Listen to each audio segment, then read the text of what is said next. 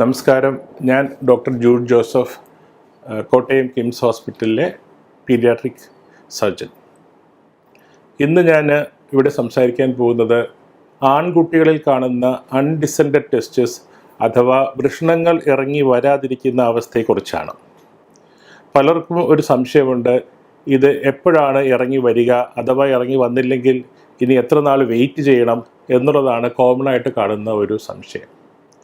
പ്രിമച്വറായിട്ടുള്ള കുട്ടികൾക്ക്, അതായത് മാസം തികയാതെ പ്രസവിക്കുന്ന കുട്ടികൾക്ക് ഇത്തരത്തിൽ വൃഷണങ്ങൾ വൃഷണസഞ്ചിയിലേക്ക് വീഴാനുള്ളൊരു താമസം പതിവാണ്.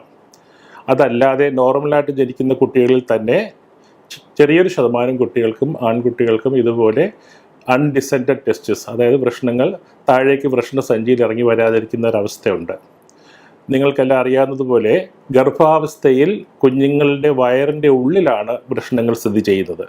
അത് കാലക്രമേണ ഗർഭം പുരോഗമിക്കുന്നതനുസരിച്ച് ഈ വൃഷണങ്ങൾ പതിയെ വയറിൻ്റെ ഭിത്തിയിലുള്ള ചെറിയ ദ്വാരങ്ങൾ, അതായത് ഇൻറ്റേർണൽ ആൻഡ് എക്സ്റ്റേണൽ റിംഗ് എന്ന് പറയും, അതുവഴി സഞ്ചരിച്ച് വൃഷണങ്ങളിലേക്ക് വീഴുകയാണ് ചെയ്യുന്നത്.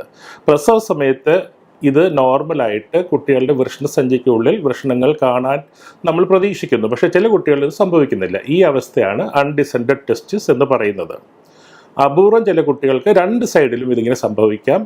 അത് കണക്ക് പറഞ്ഞാൽ 10% കുട്ടികളിൽ കാണുന്നു എന്നുള്ളതാണ് അതിൻ്റെ കണക്ക്. അപ്പോൾ നേരത്തെ ചോദിച്ച ചോദ്യം, ഇത് എപ്പോഴാണ് ഓപ്പറേറ്റ് ചെയ്യേണ്ടത്?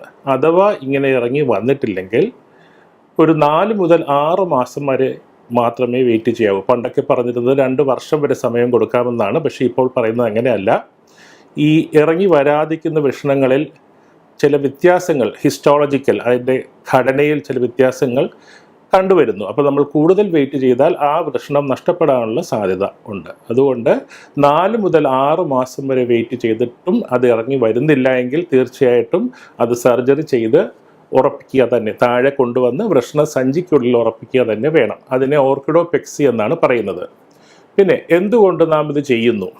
എന്തിന് ഓപ്പറേഷൻ ചെയ്ത് വൃഷണസഞ്ചിക്കുള്ളിൽ തന്നെ വൃഷണങ്ങൾ കൊണ്ട് വയ്ക്കണം എന്നുള്ളതിൻ്റെ പ്രാധാന്യത്തെക്കുറിച്ച് പറയാം. ഇങ്ങനെ ചെയ്തില്ലെങ്കിൽ കോംപ്ലിക്കേഷൻസ് വരാം.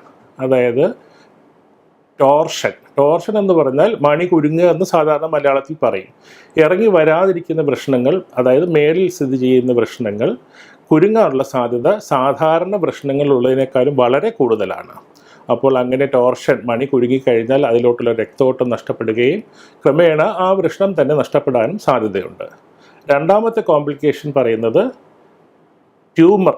അതായത് അപൂർവമായിട്ടാണെങ്കിലും ഇങ്ങനെ ഇറങ്ങി വരാതെ വയറിൻ്റെ ഉള്ളിലോ അല്ലെങ്കിൽ നോർമലായിട്ട് വൃഷണസഞ്ചിയിലല്ലാത്ത പൊസിഷനിലോ ഇരിക്കുന്ന വൃഷണങ്ങളിൽ ട്യൂമറുകൾ വരാനുള്ള സാധ്യതയുണ്ട്. മൂന്നാമത്തെ കോംപ്ലിക്കേഷൻ അട്രോഫി. അതായത് വൃഷണസഞ്ചിക്കുള്ളിലാണ് ഒരു വൃഷണത്തിൻ്റെ പൂർണ്ണ വളർച്ച എത്താനുള്ള സാഹചര്യങ്ങളുള്ളത്. അങ്ങനെ വൃഷണസഞ്ചിക്കുള്ളിൽ അല്ലെങ്കിൽ അതിൻ്റെ പൂർണ്ണ വളർച്ചയിൽ എത്തുന്നില്ല എന്ന് മാത്രമല്ല, അത് ചുരുങ്ങിപ്പോകാനുള്ള സാധ്യതയുമുണ്ട്. പ്രത്യേകിച്ച് വയറിൻ്റെ ഉള്ളിൽ സ്ഥിതി ചെയ്യുന്ന വൃഷണങ്ങൾക്ക് അട്രോഫി, അതായത് ചുരുങ്ങിപ്പോകാനുള്ള സാധ്യത വളരെ കൂടുതലാണ്. അപ്പോൾ നമുക്ക് വൃഷണം നഷ്ടമാകും. അങ്ങനെ വരാതിരിക്കാനാണ് നമ്മളത് താഴെ കൊണ്ട് ഫിക്സ് ചെയ്യണമെന്ന് പറയുന്നത്. പിന്നെ ട്രോമ, അതായത് നമ്മുടെ വൃഷണസഞ്ചിക്കുള്ളിലിരിക്കുന്ന വൃഷണങ്ങൾ വളരെ സുരക്ഷിതമായൊരു സ്ഥാനത്താണ് പ്രകൃതിയാൽ തന്നെ ഉണ്ടാക്കിയിരിക്കുന്നത്. അപ്പോൾ അങ്ങനെ അല്ലാത്ത പൊസിഷനിലിരിക്കുന്ന വൃഷണങ്ങൾക്ക് വയറിൻ്റെ ഭിത്തി ലോവർ പാർട്ടിൽ, അതായത് താഴത്തെ ഭാഗത്താണെങ്കിൽ ട്രോമ, അതായത് ക്ഷതമേൽക്കാനുള്ള സാധ്യത കൂടുതലാണ്. അപ്പോൾ ഇത്തരം കോംപ്ലിക്കേഷൻസ് അവോയ്ഡ് ചെയ്യാനാണ് നമ്മൾ ഒരു 6 മാസം വരെ വെയിറ്റ് ചെയ്ത്, ജനിച്ചതിന് ശേഷം 6 മാസം വരെ വെയിറ്റ് ചെയ്തിട്ടും വൃഷണങ്ങൾ ഇറങ്ങി വരുന്നില്ലെങ്കിൽ അതിനെ ഓർക്കിഡോപെക്സി എന്നുള്ള സർജറി ചെയ്ത് താഴെ വൃഷണസഞ്ചിക്കുള്ളിൽ ഫിക്സ് ചെയ്യണം. അപ്പോൾ എപ്പോഴാണ് ചെയ്യേണ്ടതെന്ന് പറഞ്ഞു. ഇനി ഏതൊക്കെ രീതിയിലാണ് ഓപ്പറേഷൻ ചെയ്യേണ്ടത്? 2 രീതിയിൽ ചെയ്യാം.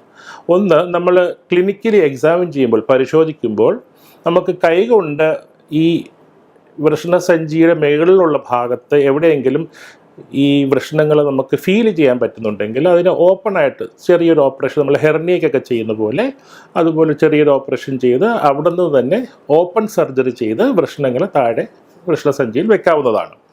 അതല്ല, വൃഷണങ്ങൾ വയറിൻ്റെ ഉള്ളിലാണെങ്കിൽ, അതായത് നോൺ പാൽപ്പബിൾ, നമുക്ക് ഫീൽ ചെയ്യാൻ പറ്റാത്തതും വയറിൻ്റെ ഉള്ളിലിരിക്കുന്നതുമായിട്ടുള്ള വൃഷണങ്ങൾ നമ്മൾ ലാപ്രോസ്കോപ്പി, താക്കോൽ ദ്വാര ശസ്ത്രക്രിയ ചെയ്താണ് ഫിക്സ് ചെയ്യുന്നത്. അതിന് ചിലപ്പോൾ അത് സിംഗിൾ സ്റ്റേജായിട്ട് ചെയ്യാം, ചിലപ്പോൾ 2 സ്റ്റേജായിട്ട് ചെയ്യാം.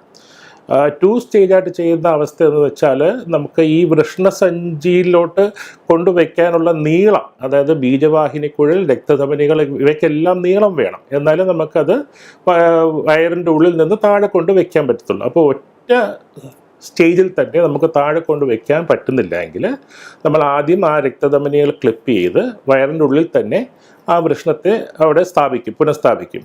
പിന്നീട് ഒരു സെക്കൻഡ് സ്റ്റേജ്, അത് 6 മാസം കഴിഞ്ഞിട്ട് ആ വൃഷ്ണത്തിൻ്റെ വളർച്ചയും അതിൻ്റെ രക്തഓട്ടമൊക്കെ തീരുമാനിച്ചിട്ട് സെക്കൻഡ് സ്റ്റേജായിട്ടാണ് താഴെ വൃഷ്ണസഞ്ചിയിൽ കൊണ്ട് വെക്കുക. യൂഷ്വലി ഇതെല്ലാം ഒരു ഡേ കെയർ പ്രൊസീജിയറായിട്ട് ചെയ്യാം, അല്ലെങ്കിൽ കൂടിപ്പോയാൽ 2 ദിവസം ആശുപത്രിയിൽ കിടക്കുന്ന ഒരു ബുദ്ധിമുട്ടേ ഉള്ളൂ. ഒരുപാട് സ്ഥലത്ത് ഇത് ചെയ്യുന്നുണ്ട്. അപ്പോൾ അത് മടിക്കാതെ, പലരും അത് കുട്ടി വലുതാവുമ്പം താഴെ വരും എന്ന് പ്രതീക്ഷിച്ചിരിക്കുമ്പോൾ നമുക്ക് കോംപ്ലിക്കേഷൻസ് ഒരുപാടായിട്ട് കണ്ടുവരുന്നുണ്ട്. ചിലപ്പോൾ ഇതിൻ്റെ കൂടെ തന്നെ ഒരു ഹെർണിയ കാണും, കുടലിറക്കം. അത് ഈ വൃഷ്ണസഞ്ചിയിലോട്ട് ടെസ്റ്റിസ് ഇറങ്ങി വരുന്നതിനോടൊപ്പം ഒരു ആവരണം ഉണ്ടാകും. ആ ആവരണത്തെയാണ് നമ്മൾ സാധാരണ ഹെർണിയൽ സാക്ക് എന്ന് പറയുന്നത്. അപ്പോൾ ആ സാക്കിനകത്ത് വൃഷ്ണത്തോടൊപ്പം കുടലും ഇറങ്ങി വരാൻ സാധ്യതയുണ്ട്. അപ്പോൾ ഈ കോംപ്ലിക്കേഷൻ ചിലപ്പോൾ കുടൽ മാത്രമായിരിക്കും കുരുങ്ങുന്നത്, വൃഷ്ണങ്ങൾ കുരുങ്ങിയില്ലെങ്കിലും കുടൽ കുരുങ്ങും. അപ്പോൾ അതും അവോയ്ഡ് ചെയ്യാനായിട്ട് ഈ ഓർക്കിഡോപെക്സി എന്നൊരു സർജറി ഒരു പീഡിയാട്രിക് സർജനെ കാണിച്ച് അതിൻ്റെ കറക്റ്റായിട്ടുള്ള സമയത്ത് ചെയ്യണമെന്നുള്ളതാണ് എൻ്റെ അഭിപ്രായം.